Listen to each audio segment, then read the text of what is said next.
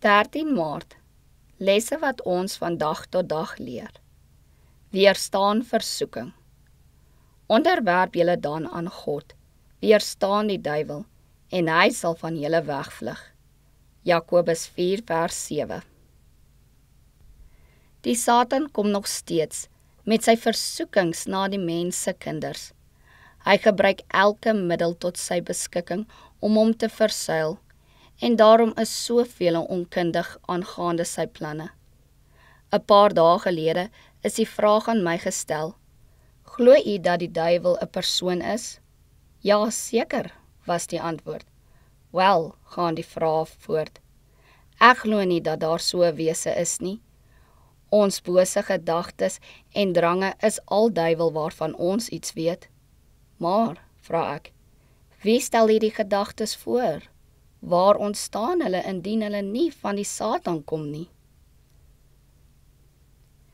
Net so seker as wat ons 'n persoonlike heiland het ons 'n persoonlike vyand. Wreed en listig, wat ons elke beweging dophou en gereed staan om ons te mislei. Hy werk die doeltreffendste as hy vermom is, waar die gedagte ook al gekoester word dat hy nie bestaan nie. Daar is hy op sy beste. Wanneer ons sy teenwoordigheid die minste verwag, is hy besig om ons te uitoorlê. Ek ontstel my, as ek sien hoeveel van ons jongmense hulle onwetend aan sy mag uitlewer.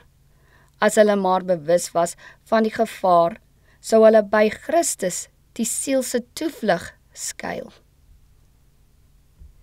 Streef om leerlinge in die skool van Christus te wees en leer daagliks om u lewe op die goddelike les te skou. Kyk hemelwaarts en jaag na die doel om die prys te verkry van die hoë roeping in Christus Jesus. Loop die Christelike wedloop met volharding en staan as oorwinnaar bo elke versoeking wat tot u kom, hoe moeilik dit ook al mag wees. Weerstaan die duiwel en hy sal van julle wegvlug. Kom na aan die Here, en as u daarna verlang om die eerste opwaartstap te neem, vind u sy hand uitgestrek om u te help.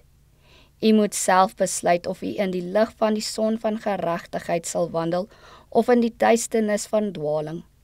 Die waarheid van God kan 'n seën vir u wees, net as u toelaat dat sy invloed u siel reinig en verfyn.